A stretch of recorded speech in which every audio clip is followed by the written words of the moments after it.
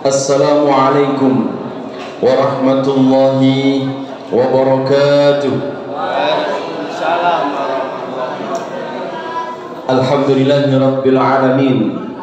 Wassalatu wassalamu ala asyrafil anbiya'i wal mursalin sayyidina maulana Muhammadin wa ala alihi wa ahli baitihi wa ashabi ajma'in. Qala subhanaka la ilma lana illa ma 'allamtana innaka antal alimul hakim. Amma ba'd. Hadratil muhtaramin, para alim, para ulama, kepada yang terhormat Bapak Ibu Dewan Guru SMA Maryam yang hadir saat ini, dan semua siswa-siswi SMA Maryam kelas 10, 11, 12 yang insya Allah semuanya adalah orang hebat-hebat. Allahumma amin. Calon-calon pemimpin dunia, calon-calon presiden, amin. Dan terkhusus yang laki-laki insya Allah calon-calon imam Masjidil Haram, serta insya Allah kita semuanya beserta anak turun adalah calon-calon penghuni surganya Allah Subhanahu wa taala. Amin ya rabbal alamin. Mari kita awali dengan baca doa thalabul ilmi. Moga-moga diberikan oleh Allah Subhanahu wa taala ilmu yang bermanfaat, ilmu yang barakah, ilmu yang mengantarkan kita semuanya selamat dunia sampai akhirat. Amin ya rabbal alamin. Bismillahirrahmanirrahim. Allahumma anfa'na bima 'allamtana wa 'allimna ma yanfa'una wa zidna ilman nafi'a.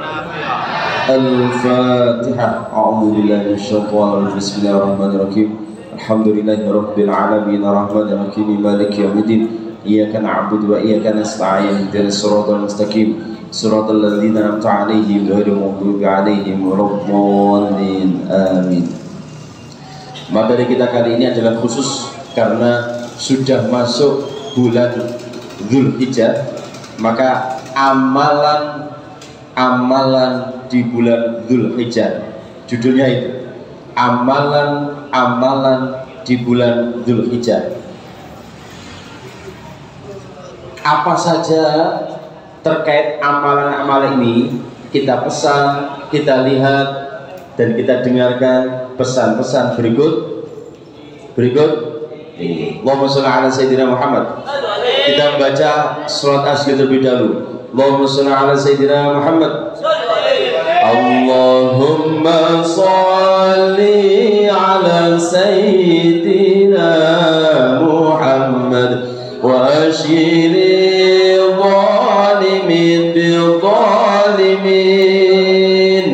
Allahumma sholli ala sayyidina Muhammad wa ashiri zalimin bi zalimin wa akhrijna min bainihim salimin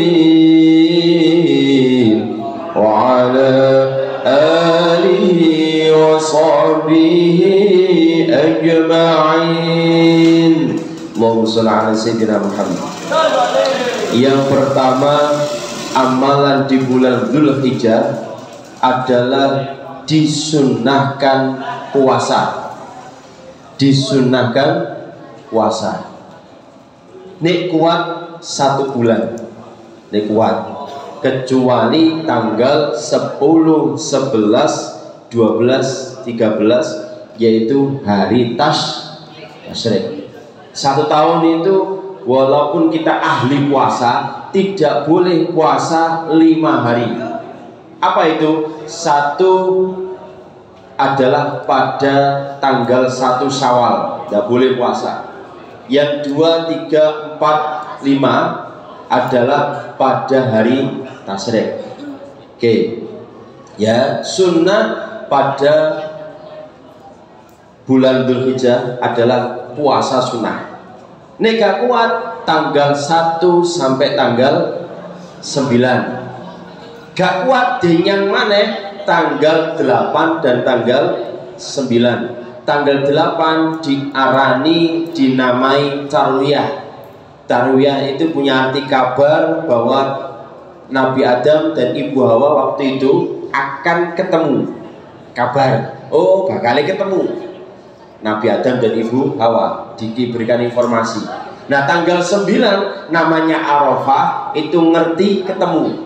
Maka di sekitar Arafah atau padang Arafah, di tempatnya orang-orang haji wukuf, itu ada yang namanya Jabal Rahmah.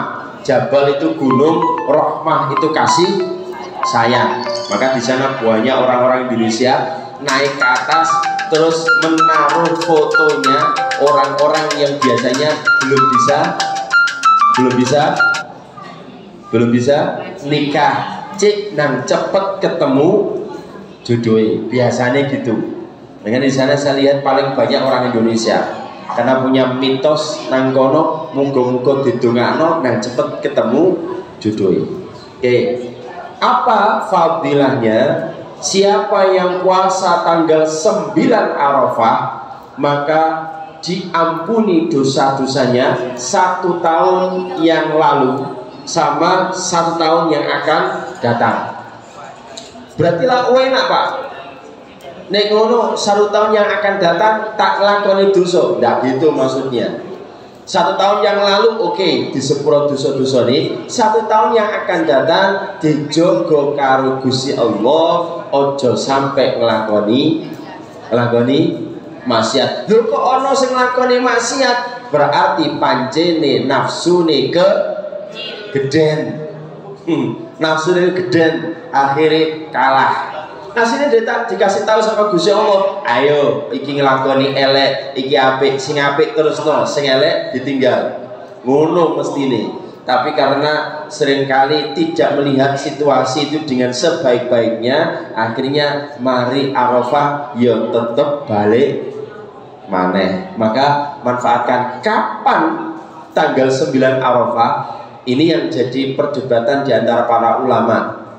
Kalau di Indonesia 9 Arafah itu pada hari Ahad. Jadi Sabtunya Tarwiyah, Ahadnya Arafah. Insya Allah kalian semuanya dalam kondisi libur. Pramuka itu kapan? Kemah besok. Hari Jumat Sabtu. Ya, Sabtunya oke lah, mungkin dibuat alasan. Sabtunya kan masih Tarwiyah. Yang Ahadnya kan Arafah, gunakan itu. Puasa Arafah. Nek kuat karena pahalanya iman. Jadi puasa Arafah itu di bawahnya puasa Ramadan. Puasa sunnah yang derajatnya tinggi adalah puasa Arafah. Ya, maka upayakan puasa Arafah. Di bawahnya Arafah ada Syuro 10 Muharram, baru nanti yang lainnya. Maka manfaatkan itu, jangan sampai tidak bisa. Kalau versinya ulama yang lainnya namanya Arafah, ya ikut di saat ada wukuf di padang Arafah. Karena yang punya ibadah haji itu adalah orang-orang yang ada di Mekah, maka bagusnya 9 Arafah ikut sana. Oke, itu pendapat, terserah ikut yang mana. Kalau versi Indonesia atau Kemenak, 9 Arafah jatuh pada hari Ahad, pas untuk kalian yang memang kondisinya libur. Ojo digetur-aturu tok eman ganjarane, eman betul. Terus kalau ikut versinya Mekah atau Arab Saudi, 9 Arafah pada hari Sabtu. Soalnya hari Ahadnya itu sudah Idul Adha bagi mereka. Oke, terserah punya keyakinan yang mana. Podo bener.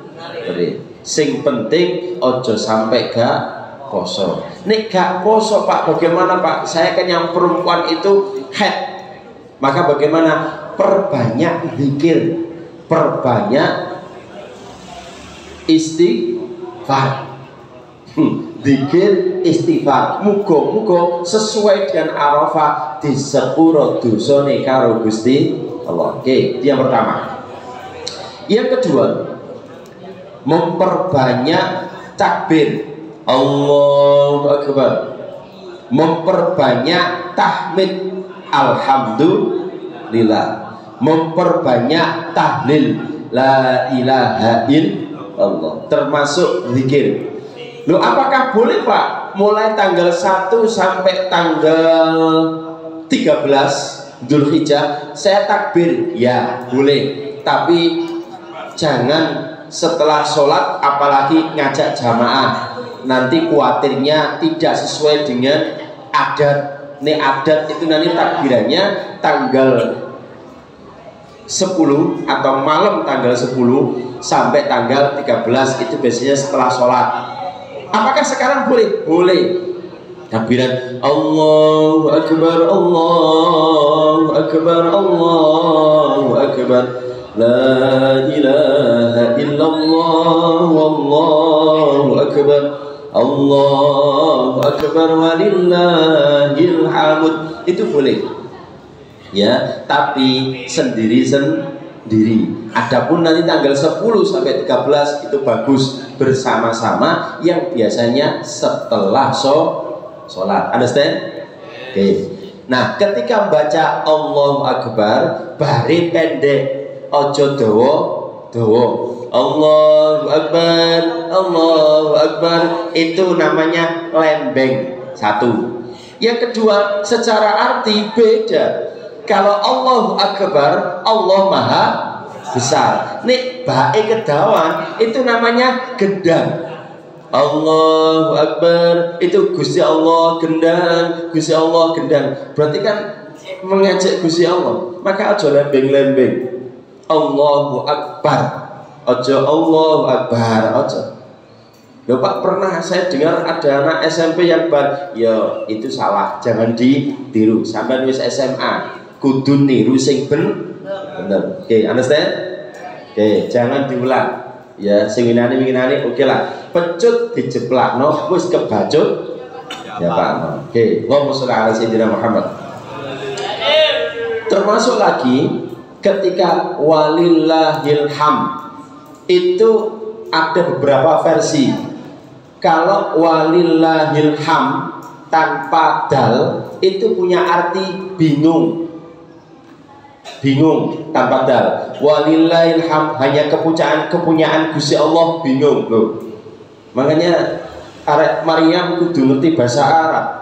Iki bacaannya bener piye? Yang bener bagaimana? Walillahil hamdu, walillahil hamd, walillahil hamud.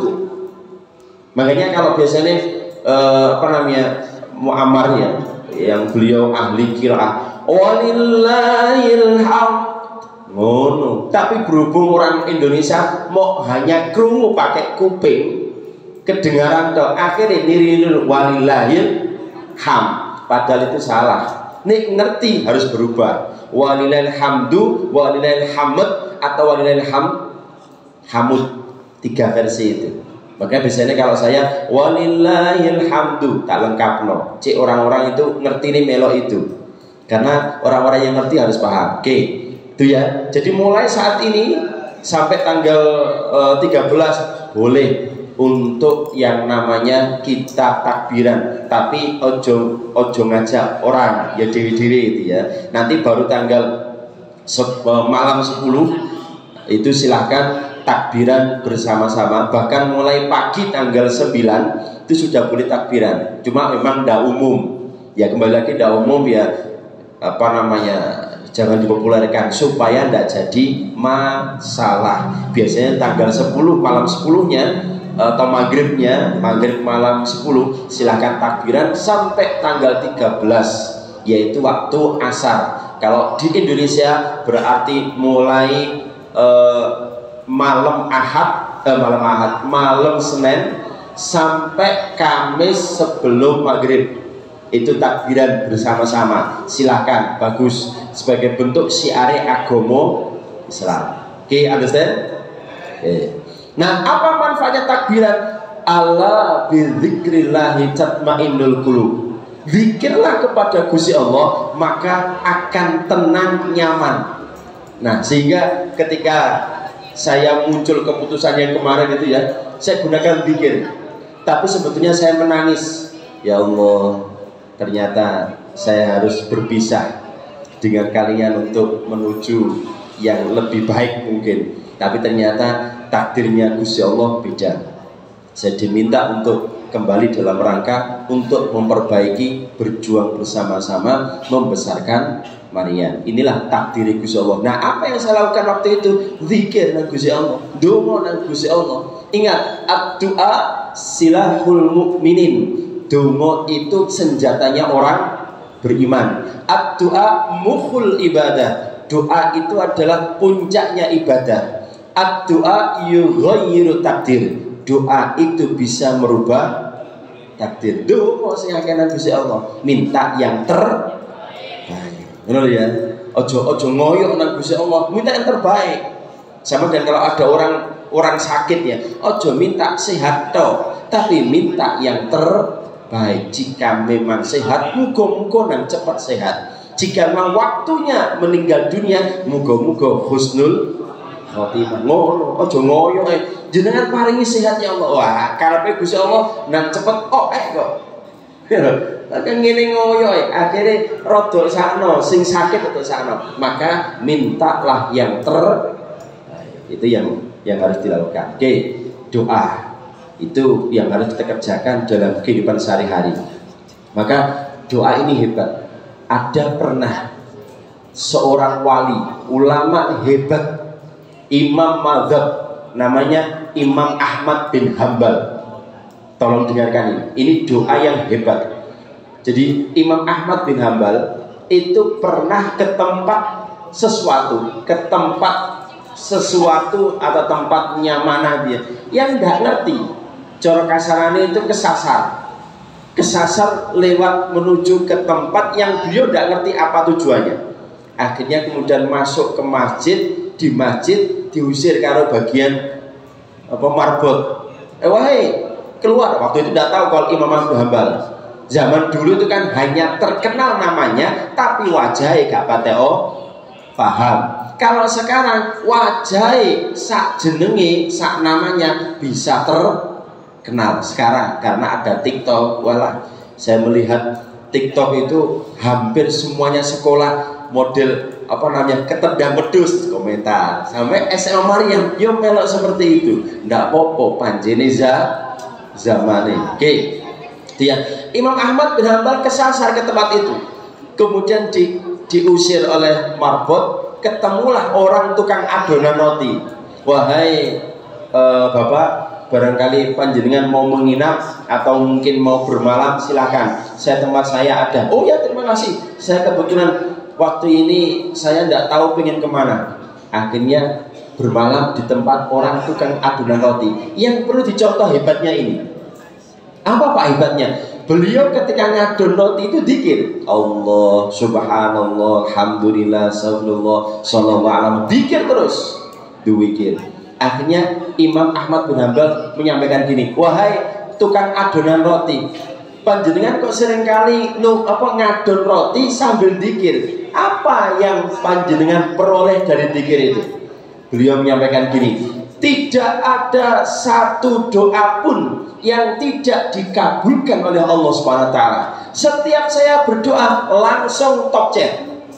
Maka silahkan kalau ingin ada perubahan yang lebih baik, dzikir Gusti Allah. Allah. Kalau orang-orang dulu itu keluar masuknya nafas, Allah keluar Allah. Kalian bisa, maka akan menjadi sakti. Nah, ada satu doa menurut tukang adonan roti ini, yang satu doa ini belum dikabulkan oleh Allah Subhanahu wa taala. Umat Islam itu harus ngomong dulu, tidak boleh ada doa yang tidak dikabulkan. Jangan, belum dikabulkan oleh Allah Subhanahu wa taala. Apa itu? Saya ini pengen ketemu dengan Syekh Imam Ahmad bin Hambal. Seketika itu beliau bergetar menjerit Allahu Akbar. Gara-gara sampean aku kesasar nang kene. Hebat. Saya cerita seperti ini rodok merinding karena dzikir itu luar biasa. Maka dzikir terus nang Gusti Allah supaya Maryam SMA khususnya tambah jaya, tambah barokah, tambah maju, PPDB sukses lancar barokah Allahumma amin. Maka biasanya dalam NO ada istilah yang namanya Siti Istighotsah. Ini penting. Jangan sampai kita meninggalkan yang namanya istighotsah. Harus kalau di SMA rutin bisa 1 bulan sekali, rodok keteliwar didik. Tapi itu perlu digalakan lah, karena kekuatan kita hanya di doa itu, yaitu salah satunya istighfar. Oke. Nah, yang ketiga, terakhir. Yang ketiga adalah berkorban. Yang ketiga adalah berkorban. Nek iso. Ya. Kenapa? Setiap darah yang nanti disembelih itu nanti akan mengeluarkan darah, maka darah itu nanti akan menjadikan dosa-dosanya orang yang korban disepuro karo Gusti Allah. Maka yang berkorban itu bagusnya, sunnahnya melihat.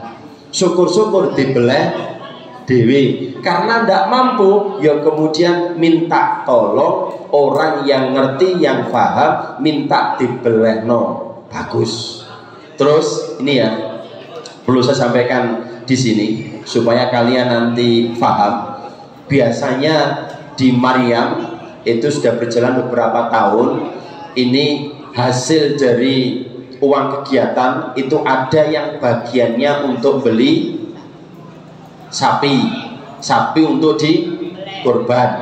Lah, supaya itu bernilai korban, pendapat yang kuat tidak mungkin membeli untuk keluarga besar SM Maryam. Maka itu tidak kuat. Bagaimana caranya supaya menjadi korban? Pernah saya sampaikan di pertemuan yang lalu, perlu saya ulang. Itu diniatkan kepada Bapak Ibu Guru 7. Lho Pak, kenaan Bapak Ibu Guru, saya aja ngomong ngono. Kenaan Bapak Ibu Guru tak korbani lewat turunane apa semuanya yang lainnya. Gini, kalau dikorbankan atas nama Sak Maryam itu bukan korban, tapi latihan korban. Supaya menjadi korban di atas namakan guru 7. Loh, berarti kan saya dapat pahala? Bukan. Kalian tetap dapat pahala korban lewat di atas namakan guru. Guru itu juga korban atas urunannya sampai semuanya. Sama-sama berpahala dan pahalanya podo gede nih. Nek pertama kalau atas nama yang lainnya jenenge latihan korban, pahalanya kecil. Nek digedekno di atas namakan guru 7 supaya kalian juga dapat pahala korban, gurunya juga dapat pahala korban. Yang kedua apa? Sebagai takdim murid kepada guru bahwa ilmunya sudah ditransfer kepada kalian semuanya, rasa terima kasihnya lewat itu.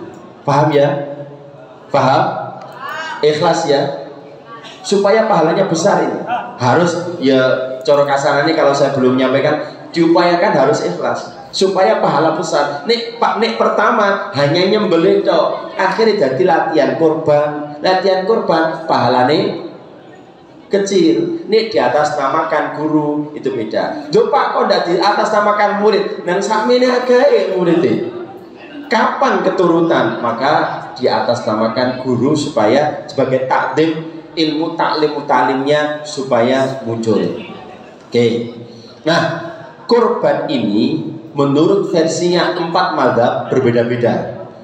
Pendapat Imam Hanafi perlu kalian tulis dan nanti sampaikan di masyarakat. Imam Hanafi itu berpendapat hukumnya wajib tiap tahun bagi yang mampu. Imam Hanafi. Imam Malik dan Imam Hambali sunnah muakkad tiap tahun jika mampu. Sunnah muakkad itu sunnah yang diukuhkan, yang dianjurkan, iman gitu kalau tidak dilaksanakan. Kalau Imam Hanafi tidak, tiap tahun wajib bagi yang mampu. Nih Imam Syafi'i sunnah muakkad seumur hidup sekali. Yang bagus mana Pak? Tentunya yang bagus adalah kurban tiap tahun, asal mampu. Jangan khawatir, setiap orang yang kurban pasti dibales sama Gusti Allah, rizkinya berlipat. Allahumma amin. Maka saya doakan kalian semuanya yang sudah ikhlas dalam rangka mendoakan Bapak Ibu Guru, dalam rangka kurban atas nama Bapak Ibu Guru, insya Allah kami doakan kalian semuanya sugih kabeh. Amin. Sugih kabeh. Dan insya Allah iso korban dewi-dewi tiap tahun. Allahumma amin. Sudah banyak ceritanya anak-anak Maryam sukses. Salah satu sapi kurban yang besok itu adalah kakak kelas kalian yang namanya Fadil. Ya, Fadil yang insya Allah beli di kakak kelas kalian. Itu hebat. Maka cita-cita harus gitu. Saya pengen nanti jadi pengusaha, jadi polisi, jadi hakim. Semuanya ayo sing adil, sing amanah. Allahumma amin. Oke, itu ya. Nah, poin yang terpenting apa? Dari korban ada dua hal. Ada pengorbanan dan ada yang disembelih. Apa pengorbanan itu maksudnya? Pengorbanan adalah ayo kita punya jiwa harta dikorbankan karena Gusti Allah. Kita punya pikiran ayo dikorbankan untuk agama Islam. Kita punya kehormatan ayo untuk kehormatan agama Islam. Yang disembelih apa? Nah, ini yang penting. Apa yang disembelih? Yang disembelih adalah kesombongan. Dadi wong ojo sombong, keangkuhan, ngerasa pinter dewe, itu harus disembelih. Ngerasa ayu dewe, ngerasa ganteng dewe, ngerasa sugih dewe, ning ngerasa miskin dewe gak ono kayane. Ngerasa bodoh dewe kayak gak ono, rata-rata ngerasa pinter. Maka itu disembelih semuanya. Negatif kan disembelih, ayo dadi wong ape, insya Allah pun itu. Dan yang paling akhir ini sebagai catatan bersama kita sebagai umat Islam, ojo wedi karo daging kambing. Ya, banyak di masyarakat terjadi kurbannya daging kambing tapi request daging sapi. Ya, keliru. Kanjeng Nabi itu senengane daging kambing, dan yang disukai Kanjeng Nabi adalah hatinya kambing. Tapi ini sampai ini jalur daging gapo hati kambing ya gimana? Ya, semuanya halal asal terukur aman. Ya, asal terukur aman. Menurut penelitian kesehatan, yang jadi masalah bukan daging kambing karena proteinnya tinggi. Yang jadi masalah adalah daging kambing dikasih penyedap, dikasih garam, dikasih kecap, dikasih cabai, mari ngono dimakan, itu yang bermasalah. Tapi yang disalahkan adalah daging kambing, padahal tidak. Maka harus kita umat Islam senang juga walaupun tidak banyak, asal terukur. Semua yang halal asal terukur aman. Contoh, air galon. Nek sampean minum sadek saknyet geblak. Ya, halal ya, halal. Duren beli 10, 20 dimakan sadek saknyet 16. Asal terukur maka aman. Pun wallahu a'lam bishawab. Al-Fatihah. A'udzu billahi minasyaitonir rajim. Bismillahirrahmanirrahim. Alhamdulillahi rabbil alamin arrahmanir rahim maliki yaumiddin. Iyyaka na'budu wa iyyaka nasta'in. Ihdinas siratal mustaqim. Siratal ladzina an'amta 'alaihim ghairil maghdubi 'alaihim waladdallin. Amin. Kita baca istighfar. Astaghfirullah rabbal baraya. Astaghfirullah minal khataaya. Rabbi zidni ilman nafi'an wa wafiqni amalan salihan. Astaghfirullah baraya. Astaghfirullah khataaya. Rabbi zidni nafi'an wa wafiqni وفقني عملا صالحا أستغفر الله رب البرايا أستغفر الله من الخطايا ربي زدني نافعا ووافقني عملا صالحا آمين يا رب العالمين. والعصر أعوذ بالله من الشيطان الرجيم بسم الله الرحمن الرحيم والعصر إن الإنسان لفي خسر إلا الذين